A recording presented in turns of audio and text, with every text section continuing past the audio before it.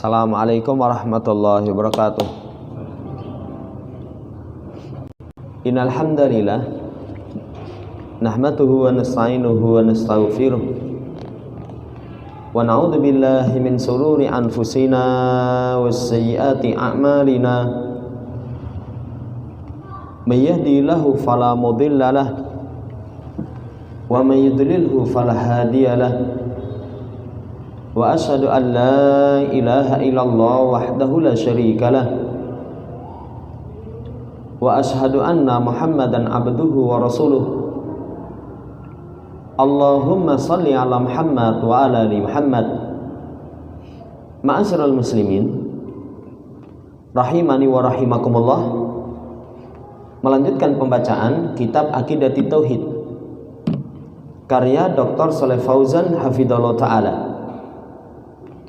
Kita masuk pada pasal yang kelima, fi bayani mafahimah khati'atin fi tahdidil ibadati.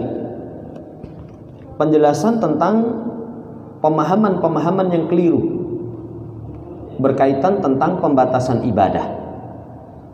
Kata beliau, dan ini prinsip penting, al ibadatu tauqifiyatun. Ibadah itu tauqifiyah. Apa artinya tauqifiyah? La yusra'u syai'un minha illa bidalilin minal kitabi wa sunnah.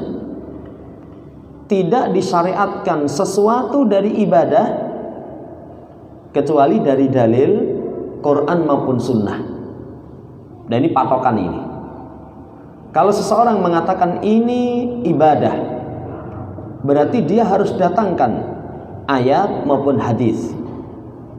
Wa malam yusra yu'tabaru bid'atun mardudah. Dan apa yang tidak disyariatkan dalam perkara ibadah, maka itu teranggap satu bid'ah yang tertolak. Nabi SAW berkata, man amila amalan laisa alaihi amruna fawaraddun. Siapa yang beramal satu amalan tidak ada atasnya perintah kami, tertolak. Mardudun alaihi amaluhu, amalannya tertolak. La yuqbalu minhu, tidak diterima.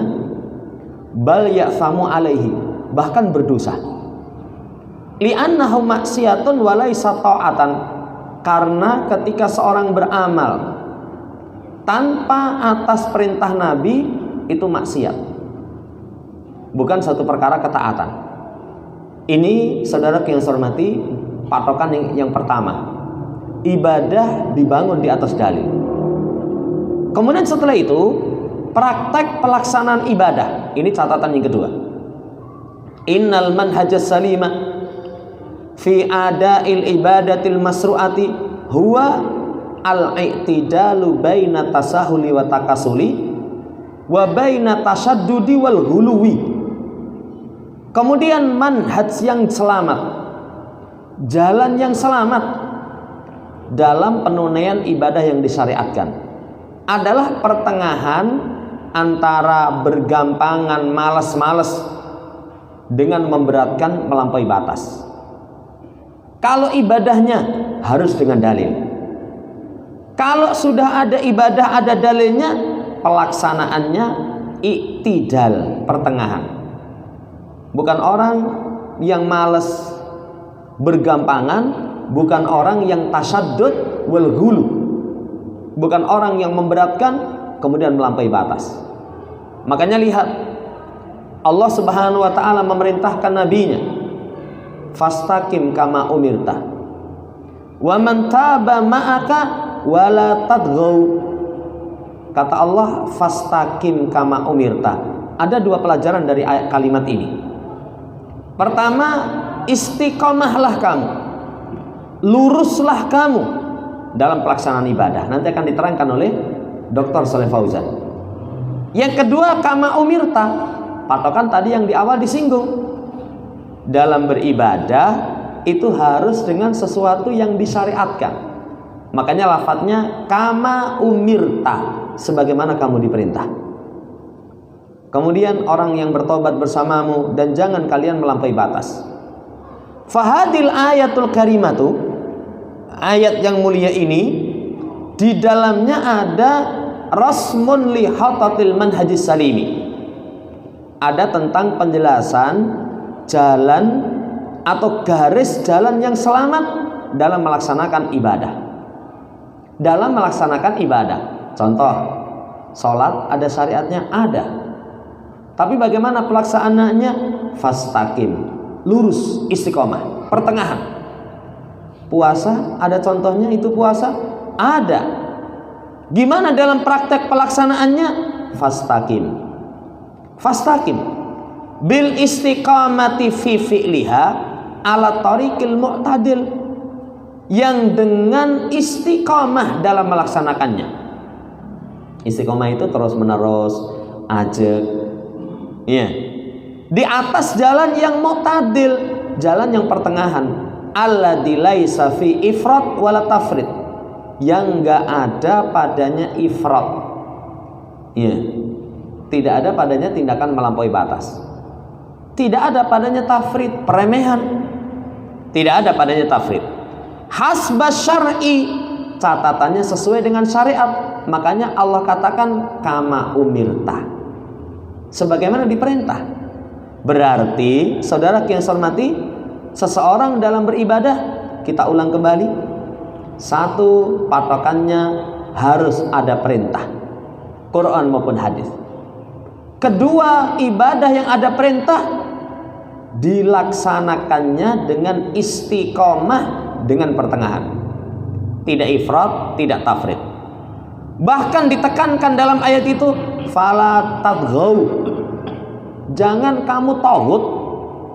Apa maknanya tadghaw itu? Taghut itu tughyan. Tughyan itu muzawazatul haddi bitasaddudi wa tanattu, melampaui batas dengan memberatkan atau berdalam-dalam. Itu namanya hulu. Itu namanya hulu. Ketika nanti, kasih contoh sekarang, bukti bahwasanya ibadah harus ada syariat, praktek pelaksanaannya tidak boleh ifrat, tidak boleh tafrid. Dr. Shalih Fauzan kasih contoh tentang 3 orang sahabat yang mereka taqallu fi a'malihim, menganggap amalan mereka itu nggak ada apa-apanya. Kan mereka mendatangi keluarga Nabi Shallallahu Alaihi Wasallam, tanya bagaimana ibadahnya Rasulullah Shallallahu Alaihi Wasallam. Disebutkan puasanya, disebutkan sholat malamnya sampai kakinya bengkak, disebutkan ibadah Rasulullah SAW. Hingga akhirnya 3 orang sahabat ini, wah, Nabi saja yang dosanya dimaafkan, dijamin masuk jannah, demikian hebat, apalah artinya diri kita? Akhirnya mereka mengatakan, ana asumu wala uftiru, saya akan puasa terus, saya akan puasa terus, tidak akan berbuka. Latus makannya malam. Jamaah hormati, puasa terus, apa ada tuntunannya? Enggak ada. Berarti di sini tidak cocok dengan kama umirta, enggak cocok. Karena puasa itu kalau dalam syariat kita, jamaah hormati, paling unggul puasa sunnah itu Daud. Sehari puasa, sehari tidak puasa. Sehari puasa, sehari tidak puasa. Ini saya akan puasa terus, tidak berbuka. Tidak berbuka. Nggak ada tuntunan Rasulullah SAW. Yang kedua, berarti orang ini tidak menempuh jalan mu'tadil, pertengahan. Pertengahan itu kadang puasa, kadang enggak. Senin puasa, Selasa, Rabu tidak, Kamis puasa, Jumat, Sabtu, Ahad tidak. Misalkan ini mengatakan saya akan puasa terus, tidak akan berbuka. Yang kedua, ana usolli wala arkut, saya akan sholat malam terus, tidak tidur. Ada tuntunan sholat malam? Ada. Ada tuntunan sholat malam? Ada. Tapi semalam suntuk sholat, apa ada? Itu namanya memberatkan diri, itu gulu. Apa pernah Rasul Shallallahu Alaihi Wasallam sholat semalam suntuk terus menerus? Nggak ada itu. Bahkan kalau dalam riwayat beliau pernah sholat semalam suntuk, misalkan pada malam yang ke-27 di bulan Ramadan. Sampai para sahabat mengatakan, kami khawatir tidak bisa makan sahur. Saudara yang saya hormati, satunya akan sholat malam terus tidak tidur, gulu dalam pelaksanaan sholat tahajud. Nabi sholat tahajudnya sepertiga malam yang akhir. Yang ketiga mengatakan, wa ana la atazawajun nisaa, saya nggak akan menikahi para wanita. Saya nggak akan menikahi para wanita. Saudara yang saya hormati, menikah itu merupakan ciri khusus para nabi dan orang-orang yang diutus oleh Allah Subhanahu wa taala. Para nabi dan para rasul itu mereka punya keluarga, mereka juga menikah. Lah kalau ini ngomong saya nggak akan menikahi para wanita. Begitu Nabi mendengar, beliau keluar. Beliau tidak langsung menvonis kalian salah, tapi beliau cek dulu. Antumul ladzina qultum kada wa kada. Kalian ya yang tadi ngomong akan puasa terus tidak berbuka, sholat malam terus tidak tidur. Kalian tadi yang ngomong ya, saya tidak akan menikahi para wanita. Ya. Kemudian Nabi katakan, amma ana fa asumu wa aftiru wa atazawwajun nisa. Adapun aku puasa, kadang juga berbuka. Ya. Aku juga menikahi para wanita. Nanti disebutkan aku juga sholat malam tapi juga tidur. Faman raghiba an sunnati falaysa minni. Siapa yang raghiba an, benci dari tuntunanku, bukan termasuk dari golonganku. Jamaah hormati, lihat ini di masa Nabi Shallallahu Alaihi Wasallam. Penjelasan tentang ibadah itu dua. Kama umirta fastaqim, istiqamah, pertengahan, tapi sesuai dengan yang diperintahkan. Makanya sampai para ulama itu menggunakan kalimat yang sangat ringkas. Iktisadu fi sunnah najah. Sederhana, tapi dalam garis tuntunan Rasulullah SAW, itu yang akan selamat. Itu yang akan mengantarkan kepada keselamatan.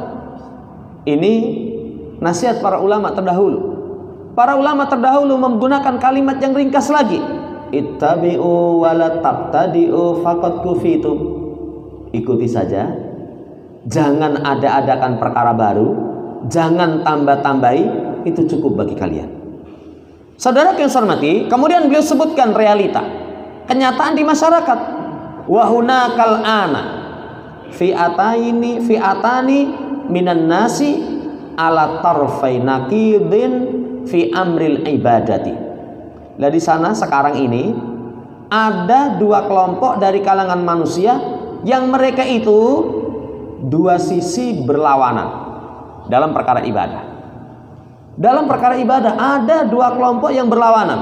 Pertama, qasarat fi mahmumil ibadati wa tasahalat fi adaiha hatta atalat katsiran min anwa'iha. Wa qasaratha ala a'malin mahdudatin wa sa'airu qalilatun tuaddi fil masjid faqat. Kata beliau, kelompok yang pertama berkurang dalam memahami ibadah. Jadi kurang dalam memahami ibadah, bergampangan dalam pelaksanaan ibadah, sehingga apa dampaknya? Atalat katsiran min anwa'iha, dia telantarkan banyak sekali dari perkara ibadah. Ada itu punya pemahaman gimana sholat jamaah 5 waktu bagi laki-laki nggak wajib.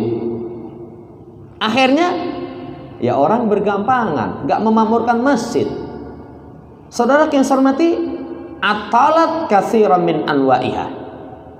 Demikian pula qasaratha ala a'malil mahdudah, mereka mentelantarkan amalan-amalan itu hanya yang dibatasi. Jadi ibadah itu cuma itu tok. Ya. Hanya syiar yang sedikit yang dilaksanakan di masjid saja. Jadi kalau bahas ibadah, sik tak ibadah sik nang masjid. Hanya itu. Di rumah nggak ada ibadah. Di kantor nggak ada ibadah. Fil mutajjar, di toko tidak ada ibadah. Wala fis syari', di jalan nggak ada, bebas. Yeah. Wala fil muamalat, demikian pula dalam perkara-perkara muamalah. Dalam perkara muamalah juga begitu. Juga begitu. Tidak pula dalam perkara politik. Enggak. Jadi kalau Islam berbicara politik, kamu itu bukan bidangmu ngomong. Emang Islam nggak ada pembahasan politik? Saudara yang saya hormati, kelompok ini nanti akan disebutkan salah satunya sekte sekuler. Jadi belum disebutkan nanti dalam pembahasan ya pertengahan nanti akan disebutkan 3 kelompok ateis. 3 kelompok yang mereka itu ilhadiyah. Suyui, komunis. Yang kedua sekuler, yang ketiga kapitalis. Itu nampak di masyarakat kita. Lah berkaitan dengan sekuler, sudah ya dipisahkan antara Islam dengan kenegaraan. Jadi Islam itu seputar pembahasan kemasjidan saja. Wala hukma fil munaza'at, tidak ada hukum. Demikian pula dalam perselisihan-perselisihan. Dan selain dari itu, dari urusan kehidupan. Cuman dibatasi masjid tok. Jadi kalau kita di pasar bicara tentang riba, bukan kapasitas kamu, nggak boleh rembukan riba, nggak boleh rembukan riba. Di kantor kita bahas tentang suap, kita bahas misalkan tentang amanah waktu. Islami melu-melu wae urusan liya. Jamaah hormati, ini sekte yang menyimpang berkaitan tentang pembatasan makna ibadah dengan pembatasan yang sempit. Yang sempit. Walaupun beliau katakan na'am lil masjidi fadlun wa yajibu an tu'diya fihi salawatul khamsu. Walakinnal ibadata tasmulu kulahayatil muslim dahilal masjid wa kharijahu. Na'am, masjid memang punya keutamaan. Apa keutamaan masjid? Satu tempat yang Allah cintai. Satu tempat yang Allah sandarkan kepemilikan kepada Allah. Wa annal masajida lillah. Padahal langit dan bumi itu milik Allah. Kenapa masjid kok disebutkan khusus? Itu pemuliaan. Masjid tempat untuk melaksanakan amal ketaatan. Iya, tempat yang harus kita muliakan. Makanya masuk masjid ada syariat tahiyatul masjid. Tahiyah, penghormatan kepada masjid. Iya, masjid punya keutamaan. Wajib ditunaikan padanya sholat 5 waktu. Tapi ibadah itu bukan hanya kemasjidan, mencakup semua kehidupan muslim. Mencakup semua kehidupan muslim. Ya, dalam masjid ataupun di luar masjid. Di luar masjid itu dikasih contoh fil bait di rumah, fil maktab di kantor, fil mutajjar di toko, ya, fil syari dalam jalan, fil muamalat dalam muamalah, politik, menghukumi percekcokan, semua kehidupan muslim nggak lepas dari jangkauan perkara-perkara ibadah. Ini hati-hati. Jangan seseorang nanti kepengaruh seperti orang-orang sekuler. Ya sudah, pokoknya kemasjidan tok. Di luar jangan ikut. Ini kelompok yang pertama. Kelompok yang kedua tasaddad fi tadbiqil ibadati ila haddi tatarruf. Mereka memberatkan dalam penerapan ibadah sampai batasan tatarruf, melampaui batas. Itu kelompok yang kedua. Melampaui batas itu farafaat al mustahabat ila martabatil wajibat. Mereka angkat yang sunnah sampai tingkatan wajib. Amalan sunnah sampai tingkatan wajib. Itu melampaui batas. Melampaui batas. Apa ada? Banyak. Pernah itu saya ketemu ada orang, ya, itu mencela seorang guru ketika ngisi di satu tempat, itu mlebu masjid itu langsung ngisi, nggak sholat tahiyatul masjid. Dicela. Kamu tatarruf itu. Kamu melampaui batas.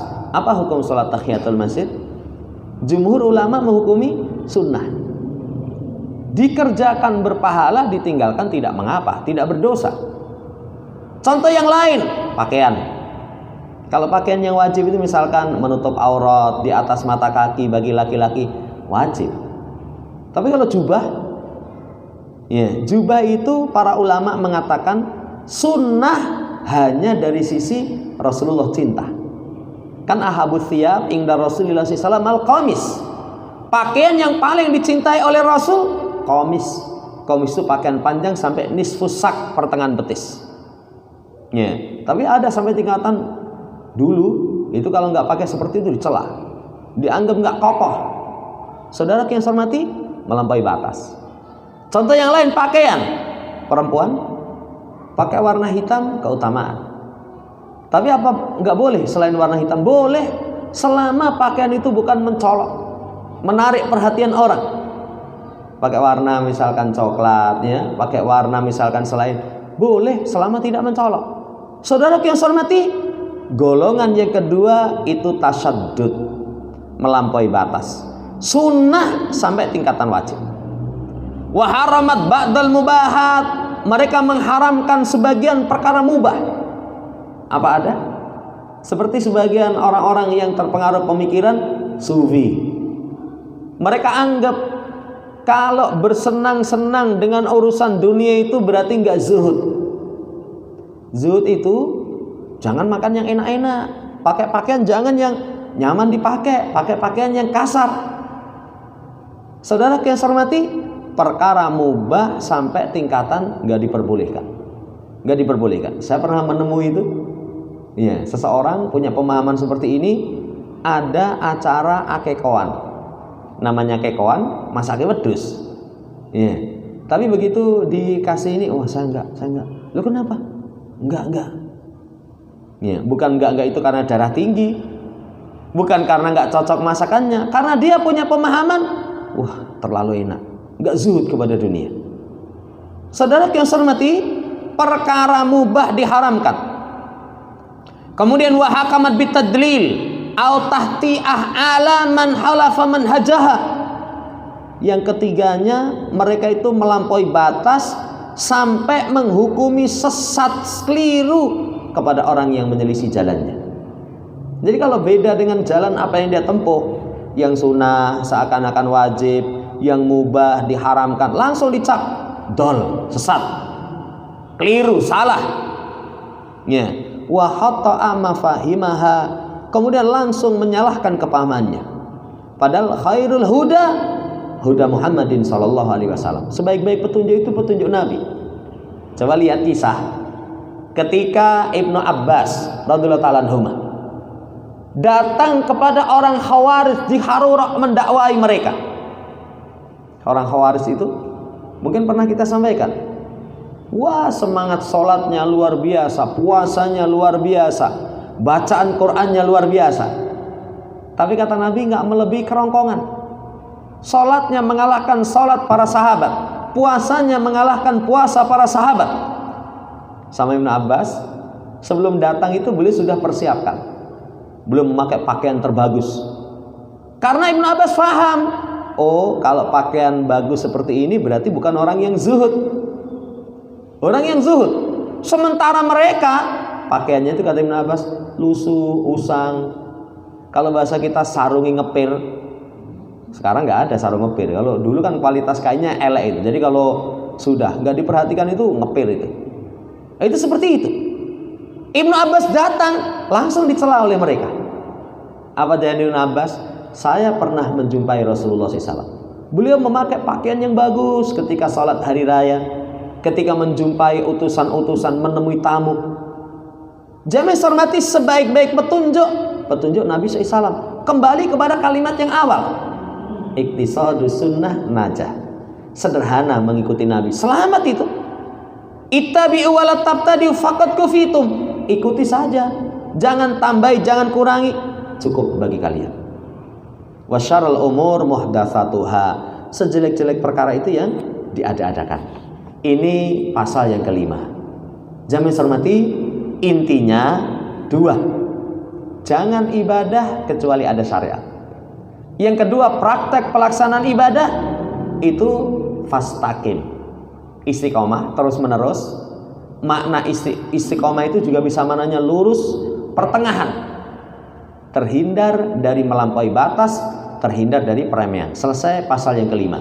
Pasal yang keenam, fi bayani rakaizil ubudiyati sahihati, penjelasan tentang sandaran pondasi ibadah yang benar. Apa sandaran pondasi ibadah yang benar? Innal ibadata tartakizu ala salasi rakaizah. Ibadah itu tersandarkan kepada 3 sandaran, 3 pondasi. Cinta, takut, harapan.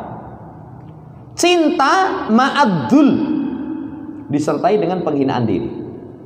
Itu ibadah. Jadi kapan seorang cinta, pendorong ibadahnya itu cinta disertai dengan penghinaan diri, ada harapan disertai dengan rasa takut, berarti dia sudah benar dalam penerapan ibadah. Makanya la budda fil ibadati min ijtima'i hadil umur. Satu keharusan, tidak bisa tidak, dalam perkara ibadah itu terkumpul padanya 4 perkara yang disebutkan ini, 3 perkara yang disebutkan ini berkaitan dengan sifat orang yang beriman. Kata Allah, yuhibbuhum wa yuhibbunahu. Allah cinta kepada mereka, mereka cinta kepada Allah. Berarti dibangun di atas cinta. Walladzina amanu asyaddu hubban lillah. Orang yang beriman amat sangat cintanya kepada Allah. Ini sandaran ibadah, cinta. Kemudian berkaitan tentang khauf dan roja, Allah mensifatkan utusannya, para nabinya, innahum kanu yusari'una fil khairat wa yad'unana raghaba wa rahaba wa kanu lana khashiin. Sesungguhnya mereka bersegera melaksanakan kebaikan, berdoa kepada kami dengan harapan dan rasa takut, kepada kami khusyuk. Jamaah yang hormati, seseorang dalam beribadah harus dibangun di atas 3 landasan itu. Kemudian kata beliau, sebagian salaf mengatakan, man abadallah bil hubbi wahdah fahuwa zindiq. Siapa yang ibadah kepada Allah, pondasi sandarannya cuman cinta, itu zindik. Zindik itu dungu. Zindik itu seperti orang sufi itu.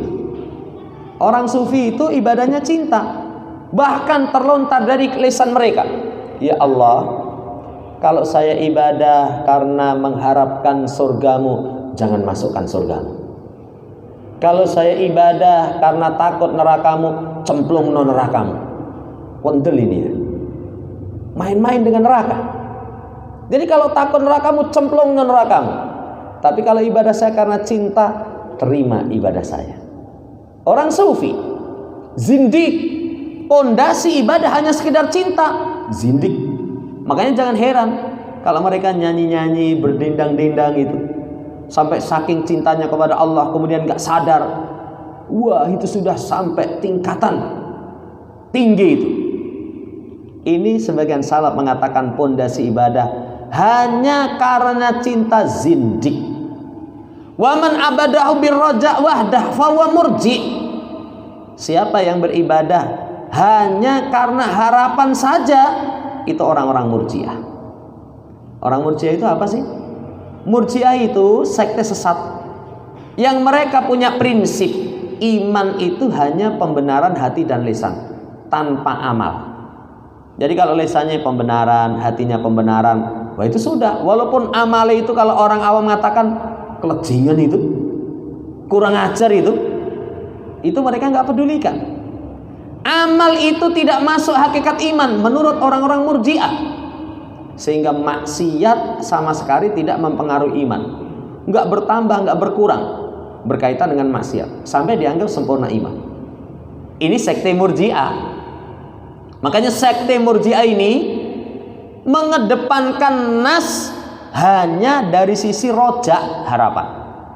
Disebutkan misalkan ada hadis nanti akan dibangkitkan di hari akhirat itu seseorang yang hanya sekedar mengucapkan la ilaha illallah, nggak punya amal apa-apa, akhirnya Allah selamatkan dia, masukkan ke dalam jannah.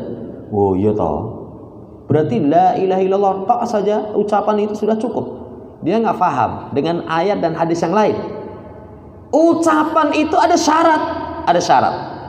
Sehingga nanti datang ke kuburan sujud, doa kepada kuburan, kepada kesyirikan nggak diperhatikan. Melakukan seabrek pembatal keislaman, sementara pembatalnya itu adalah sesuatu yang jelas gamblang. Kalau bagi orang Murji'ah ini rati gagas, masih muslim, kamilul iman. Ini saudara yang saya hormati, kalau beribadah hanya sandarannya roja. Ya, ini kalau sandar roja ini wah ngeri itu. Ini ngeri. Oh, sampai mereka katakan itu kekancan dengan orang soleh saja jaminan kok. Jaminan. Jadi besok itu begitu ya di akhirat sudah sampaikan aja saya ini pengikutnya ini, koncone ini, beleng mlebu jannah katanya. Ya, dikasih contoh. Dalilnya apa? Anjing Ashabul Kahfi. Lah kiri Ashabul Kahfi itu apa manfaatnya? Ya, tapi kok kenapa ikut dibangkitkan? Ketika ditidurkan itu ikut dibolak-balik. Setelah sekian ratus tahun dibangkitkan, sehat itu. Padahal anjing apa manfaatnya? Konco dengan orang soleh. Dia nggak paham. Nanti ada ancaman-ancaman yang lain. Ini hati-hati. Yang ketiga, waman abada bil hauf wahdah fawa haruri. Kata Syekh, siapa yang menyembah Allah Subhanahu wa taala pondasinya takut tok, haruri. Haruri itu orang-orang Khawarij. Orang Khawarij itu iman tidak manfaat kalau ada maksiat. Itu orang-orang Khawarij. Dari orang Khawarij itu sudah, kalau punya kemaksiatan, wis intipin rokok jahanam gue. Padahal maksiatnya bukan pembatal Islam. Kan sering itu terlontar dari lisan mereka, lihat pemabuk. Wah, mabuk itu calon intipin rokok. Nanti dulu. Iya. Kalau dia istihlal, menghalalkan, murtad. Tapi kalau enggak menghalalkan, ngopo to Mas mendem bae. Saya ngerti haram. Ning piye meneh anggere mumet itu wis. Anggere sak gendul entek itu lali masalah. Jamaah hormati tidak menghalalkan, enggak bisa. Lah ini orang-orang Khawarij. Mereka hukumi pelaku kemaksiatan itu bihukmil kafir. Mereka batalkan amalannya. Mereka yakini kekal di neraka jahanam. Sampai mereka punya pendapat itu kalau orang sudah masuk neraka nggak mungkin bisa keluar. Seperti unta masuk lubang jarum, nggak mungkin bisa. Padahal ayat itu untuk siapa? Orang-orang kafir. Ini orang-orang Khawarij. Ibadahnya hanya dari sisi takut. Wah, dosa ini gede banget ini. Wah, neraka ini. Mereka tidak mempertimbangkan ada ayat tentang roja. Ada ayat tentang roja. Ya, kalau Murji'ah hanya ayat harapan-harapan, mereka nggak pertimbangkan ayat tentang ancaman, hadis tentang ancaman. Kalau orang Khawarij, mereka hanya mengedepankan ayat ancaman-ancaman, nggak pernah melirik kepada ayat tentang harapan. Kalau Ahlussunnah pertengahan, didudukkan sesuai dengan porsinya. Wah, ini ancamannya pembatal Islam ini, nggak ada maaf. Tapi bukan pembatal Islam. Mata ini wong, iya dosa besar. Tapi Allah Subhanahu wa taala masih sebut itu dengan kalimat orang yang beriman. Jamaah hormati, ini ucapan salaf luar biasa ini. Ya, kalau ibadah hanya cinta zindik, ibadah hanya roja Murji'ah, ibadah hanya takut haruri Khawarij. Adapun siapa yang menyembah Allah cinta, takut, harapan, mukmin muwahhid, maka dia orang yang beriman, dia orang yang mentauhidkan Allah Subhanahu wa taala. Berarti dasari ibadah kita dengan al-hub, cinta disertai dengan penghinaan diri, rasa takut disertai dengan pengharapan. Itu baru mukmin muwahhid. Ini yang bisa kita baca. Masih ada separuh ya, penjelasan yang akan disampaikan oleh Dr. Shalih Fauzan. Semoga Allah Subhanahu wa taala berikan taufik untuk kita bisa menjadi seorang mukmin muwahhid, sehingga seluruh amalan kita diterima oleh Allah, kemudian dibalasi dengan sebaik-baik pembalasan. Allahumma amin. Subhanakallahumma rabbana bihamdika asyhadu an la ilaha illa anta astaghfiruka wa atubu ilaik. Assalamualaikum warahmatullahi wabarakatuh.